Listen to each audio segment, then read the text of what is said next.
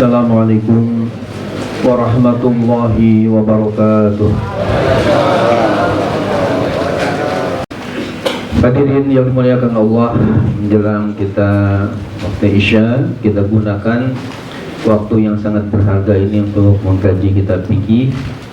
Dan pada malam ini kita bahas halaman 242, wa yustanul jahru lil mar'ah. Masih lanjutan dari pelajaran yang lalu, yakni hal-hal yang disunahkan di tengah-tengah sholat kita. Bismillahirrahmanirrahim. Wa yusannul jahru lil mar'ati. Dan disunatkan menyaringkan bacaan lil mar'ati bagi perempuan. Idza lam yahdur indaha rijalun ajanibu, apabila tidak hadir di dekatnya rijalun ajanibu, laki-laki yang bukan mahramnya. Walakin akan tetapi dona jahri rajuli, di bawah nyaringnya suara laki-laki. Hadirin yang dimuliakan oleh Allah Subhanahu wa taala, mari kita sedikit uraikan. Jadi termasuk dalam kaitan dengan kajian fikih kita ini, mungkin di antara Bapak ada yang masih bertanya-tanya bagaimana kalau katakanlah istri kita perempuan di rumah dalam bacaan sholat, khususnya sholat jahriyah seperti maghrib, isya dan subuh. Apakah suaranya itu dinyaringkan atau dipelankan? Istilah bahasa Arabnya disirkan. Di sini dijelaskan wa yusanul jahru lil mar'ah idza lam yahdur indaha rijalun ajanib. Jadi disunatkan bagi perempuan jika di depannya atau di dekatnya tidak ada laki-laki yang bukan mahramnya, ya, misalnya ada katakanlah suami atau ada anak atau saudaranya, ini disunahkan bagi ibu-ibu ini untuk menyaringkan suara ketika sholat jahriyah. Namun di dalam keterangan di sini dijelaskan walakin duna jahrir rajul, akan tapi nyaringnya tidak senyaring bapak-bapak atau laki-laki. Jadi artinya tetap nyaring dengan syarat tidak ada laki-laki dan bukan mahramnya tadi. Namun nyaringnya tidak seperti nyaring bapak-bapak, tapi agak pelan ya dibandingkan dengan suara bapak-bapak atau laki-laki. Kemudian kita lanjutkan walau qada sholatan jahriyatan fi waqtil israri au aksahu fal ibratu bi waqtil qada'i fa in kana lailan jahara wa in kana naharon asarra walau kanat nafilatan. Artinya walau qada sholatan jahriyatan bi waqtil isra, dan jika seseorang mengkodok sholat jahriyatan yang sholat nyaring, bi waqtil israr, di waktu pelan, ya, awamsahu atau kebalikannya, mengkodok sholat ya waktu sholat pelan tapi di waktu nyaring, di waktu jahriyah. Fal ibratu, maka yang dipandang, yang menjadi patokan biwaktil kodo adalah dengan waktu mengkodoknya. Fa in kana lailan, kalau mengkodoknya itu di waktu malam, jaharo, maka ia menyaringkan suara karena waktu kodonya di waktu malam. Wa in kana naharon, dan jika mengkodoknya itu di waktu siang asar, maka ia memelankan, bacanya dengan pelan, israr. Walau kanat nafilatan, ya sekalipun dia itu sholatnya sholat sunat. Jadi yang dipandang al-ibrah di sini, yang dijadikan ukuran patokan barometer adalah waktu kodoknya. Ya, mungkin konkretnya begini. Sholat subuh ini termasuk adalah sholat yang jahriyah, yang nyaring ketika diucapkan, ya artinya ketika kita sholat kan bacanya nyaring, jelas, tidak seperti zuhur dan asar. Nah, ketika misalnya sholat subuh ini ketiduran, sebab mungkin saja karena mungkin malamnya kecapean atau kadang-kadang begadang dan sebagainya, yang jelas bangun-bangun itu harusnya subuh misalnya sholat ini sudah kira-kira waktu duha baru bangun. Berarti kan di sini ada sholat yang harus dikodok. Karena Rasulullah SAW dalam hadisnya yang sahih dari Imam Muslim telah bersabda, man nama an sholatin aw nasiyaha fal yusalliha mata dzakaraha. Artinya man nama an sholatin, barang siapa yang ketiduran dari sholat, aw nasiyaha atau lupa, ya bisa jadi karena kadang-kadang ada sesuatu hal sehingga lupa, saya kira masih ada waktu ya, tapi udah habis nih waktunya, saya lupa. Kata Nabi, fal yusalliha mata dzakaraha, maka hendaknya ia sholat ketika dia ingat bahwa tadi ada sholat kita yang tertinggal. Nah, jadi ketika sholat subuh yang sholatnya jahriyah, nyaring, tapi ketika kita ingat berarti harus qada, harus membayar, karena dalam hadis Bukhari dikatakan Pak Dainullah ahqqu bil wafa, hutang kepada Allah lebih berhak untuk dibayar. Berarti ketika kita waktu duha itu udah siang, harus membayar kunut sholat subuh tadi. Berarti dilakukannya di siang, ya di pagi hari, jadi bukan malam lagi. Maka ketika melakukannya sholat subuh tadi, karena waktu kodoknya siang, jadi dipelankan. Jadi tidak dinyaringkan, karena yang dilihat di situ al-ibrah di waktil kodok, yang dibajikan pegangan waktu mengkodok. Kalau mengkodoknya waktu siang, walaupun sholatnya jahriyah, berarti pelan. Kalau waktunya mengkodoknya waktu malam, walaupun tadinya siriyah, berarti nyaring. Itu yang dimaksud dengan walau qada salatan jahriyah bi waqtil israr au aksahu fal ibrah bi waqtil qada. Kemudian yang selanjutnya, wa yusanul jahru fi kulli sholatin lailatin jama'atin, dan disunahkan menyaringkan pada setiap sholat malam yang berjamaahkan. Jadi setiap sholat malam yang berjamaahkan ini disunahkan untuk dinyaringkan bacaan.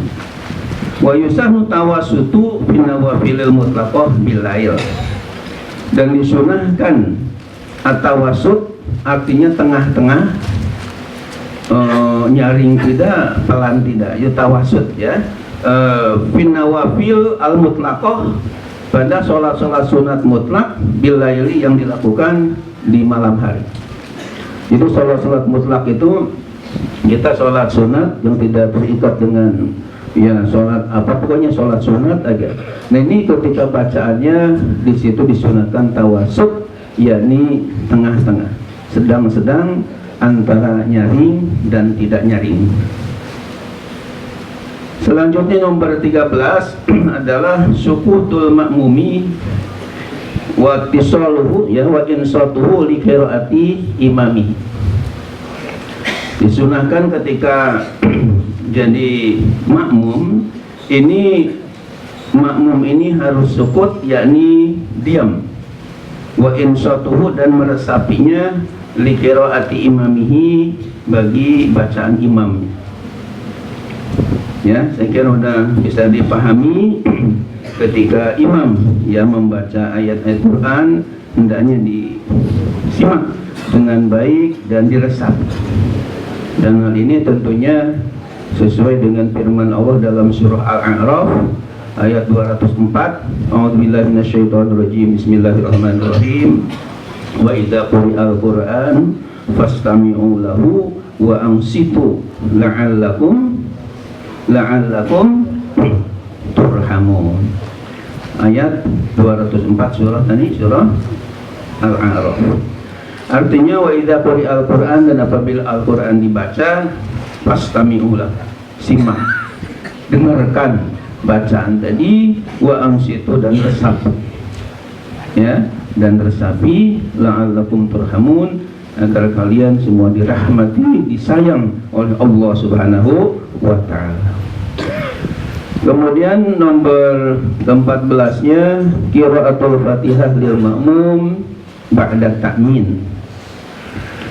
Disunahkan membaca Fatihahnya bagi makmum ini setelah selesai mengaminkan. Jadi setelah dan imam membaca Fatihah, ini makmum jangan buru-buru baca Fatihah, dengerin dulu bacaan imam. Dan setelah imam selesai, ghairil maghdubi 'alaihim waladdallin, amin. Nah, baru makmum di situ membaca Al-Fatihah. Ya, ini baca Fatihahnya setelah membaca amin. Kemudian yang ke-15, tatwilur raqatil ula ala tsaniyah, ay tatwilul qiraah faqat. Artinya memanjangkan rakaat yang pertama atas rakaat yang kedua. Maksudnya adalah memanjangkan bacaannya saja. Jadi bacaan yang pertama itu disunahkan untuk lebih panjang daripada bacaan yang kedua. Itu hukumnya sunat, ya. Yang ke-16, takbiratul intiqalati. Takbiratul intiqalat artinya disunahkan membaca takbir-takbir intiqal. Jadi takbir itu, Bapak dan hadirin yang terhormat, ada takbiratul ihram, itu ketika kita di awal sholat, dan takbiratul ihram ini rukun ya dalam sholat. Namun ada istilahnya takbir intiqal, dijamakkan menjadi takbirat al-intiqalat, ya, jama' muannas salim istilah dalam tata bahasa Arabnya. Jadi ada istilahnya takbir intiqal. Takbir intiqal itu kalau diterjemahkan secara harfiah adalah takbir mengucapkan Allahu Akbar. Intiqal itu karena ada peralihan dari suatu rukun sholat ke rukun yang lain, dari gerakan sholat ke gerakan yang lain, itu namanya intiqal. Nah, ketika ada perpindahan satu rukun ke rukun yang lain, disunahkan untuk membaca takbir, namanya takbir intiqal, ya, namanya intiqalat. Ayat artinya qalu Allahu Akbar, yaitu yang dimaksud dengan takbir intiqal tadi mengucapkan lafaz Allahu Akbar indal intiqali min kulli ruknin, ketika adanya perpindahan dari setiap rukun sholat. Jadi setiap rukun ke rukun itu kita disunahkan membaca takbir intiqal dengan mengucapkan Allahu Akbar. Ya, dari mulai misalnya berdiri, kemudian kita mau ruku, Allahu Akbar. Cuma di sini ada pengecualian, illal i'tidal. Jadi illa di sini ada huruf pengecualian, istilah tata bahasa Arabnya itu huruf istisna. huruf istisna ya, untuk yang mengecualikan. Dalam Alfiyah Ibnu Malik yang kurang lebih 1000 bait itu ada bait yang berbunyi mastasnatil lama' tamamin yantasib wa badana bin au kana bin tuhib itba'u matasala wan sidman qata wa antamin fi dalul waqa. Jadi artinya ada yang dikecualikan dari yang tadi, illal i'tidal, kecuali ketika menuju i'tidal. I'tidal itu dari ruku kemudian bangkit ya sampai ajeg, istilahnya itu namanya i'tidal. Nah, ketika i'tidal tadi yang diucapkan bukan Allahu Akbar tapi sami Allahu liman hamidah. Jadi ada pengecualian. Wa yusannu madu takbir ila ayyasila ila ruknil ladzi ba'dahu. Artinya wa yusannu, dan disunahkan madu takbiri, memanjangkan bacaan takbir ya. Bacaan takbir ini singkatan dari Allahu Akbar.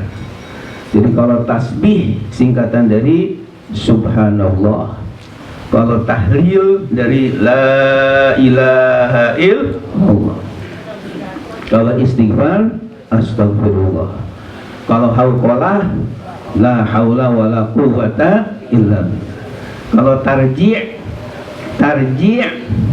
inna lillahi wa inna ilaihi raji'un. Singkatan-singkatan di sini memanjangkan takbir, bukannya langsung misalnya takbir ya, bukan begitu, tapi singkatan dari Allahu Akbar. Dan disunahkan memanjangkan lafaz takbir tadi Allahu Akbar ila ayasila, sampai ayasila nyambung ila ruknil ladzi ba'dah, kepada rukun sesudahnya. Jadi ketika mengucapkan Allahu Akbar diusahakan nyambung sampai ke rukun berikutnya. Jadi enggak potong atau putus di tengah jalan, tapi nyambung kepada rukun yang berikutnya. Itu disunahkan membaca takbirnya atau Allahu Akbarnya nyampe kepada rukun berikutnya. Sudah terdengar azan, jadi insya Allah kita nanti akan bahas nomor ke-17 at-tasmi' indal i'tidal. Insya Allah. Mudah-mudahan bermanfaat. Wallahu muwaffiq ila aqwamit thoriq. Wassalamualaikum warahmatullahi wabarakatuh.